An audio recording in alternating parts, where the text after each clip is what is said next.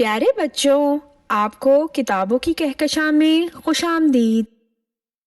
میں آپ کی میزبان دیا خان آپ کے لیے ایک مزیدار کہانی لے کر آئی ہوں، کچھوا اور خرگوش۔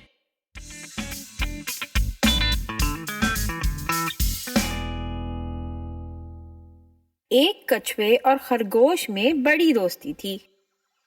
ایک دن خرگوش نے کچھوے سے کہا، میاں، تمہاری سست چال دیکھ کر ہنسی آتی ہے۔ مجھے دیکھو کہ ذرا سی دیر میں کہاں سے کہاں پہنچ جاتا ہوں۔ کچھوا بولا، بھائی بڑا بول مت بولو۔ ہاں، اگر میری چال دیکھنا ہی چاہتے ہو تو ایک دن شرط لگا کر چلو۔ یہ بات سن کر خرگوش ہنسنے لگا اور بولا، کسی دن کیوں، ابھی چل کر دیکھ لو۔ کچھوے نے کہا۔ میں بھی تیار ہوں۔ اس پر خرگوش نے کہا، دیکھو میاں، یہاں سے کچھ دور پر ایک درخت ہے، ہم اور تم وہاں تک چلیں، دیکھیں پہلے کون پہنچتا ہے۔ کچھوے نے کہا۔ بہت اچھا۔ دونوں روانہ ہوئے۔ خرگوش تو دوڑتا ہوا آگے نکل گیا۔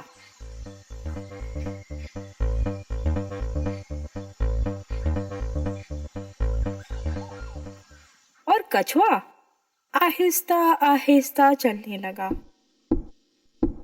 کچھ دور چل کر خرگوش نے سوچا کہ کچھوا تو بہت پیچھے ہے، پھر میں کیوں مفت میں تھکوں، ذرا آرام کر کے آگے چلوں گا۔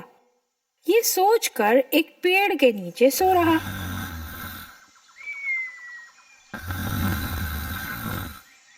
جب جی بھر کے سو چکا تو اٹھ کر آگے بڑھا اور تیزی سے اس درخت تک پہنچ گیا جہاں پہنچنے کی شرط ہوئی تھی۔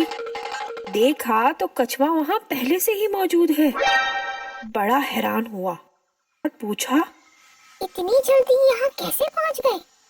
کچھوا بولا، بھائی تم تو راستے میں پڑ کر سو گئے تھے اور میں آہستہ آہستہ برابر چلتا رہا، اس لیے تم سے پہلے پہنچ گیا۔